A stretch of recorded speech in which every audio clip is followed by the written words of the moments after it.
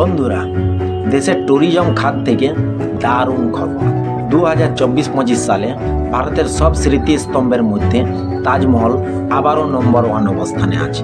মানে পুরা ভারতবর্ষের মধ্যে সবচেয়ে বেশি মানুষ ভিড় করেছে ঠিক আগের মতোই আগ্রার এই ঐতিহাসিক জায়গায়। ভারতীয় পর্যটক বা বিদেশি পর্যটক সবাই মিলে তাজমহলের দর্শনার্থীর সংখ্যা এবার নতুন উচ্চতায় পৌঁছেছে। হোয়াইট মার্বেলের এই মনুমেন্ট এখন ভারতের গর্ব এবং বিশ্বের 7 ওয়ান্ডার্সের মধ্যে অন্যতম একটি আকর্ষণ। উত্তর ভারতের ট্যুরিজম ইন্ডাস্ট্রি যেমন হোটেল, গাইড, লোকাল ব্যবসা এতে সবাই লাভবান হচ্ছে। তাহলে তাজমহল কেন এত জনপ্রিয়? তার কারণ সৌন্দর্য, ইতিহাস আর এক বিশেষ অনুভূতি। মানে পুরা ভারতবর্ষের মধ্যে সবচেয়ে বেশি মানুষ ভিড় করেছে ঠিক আগের মতোই আগ্রার এই ঐতিহাসিক জায়গায়।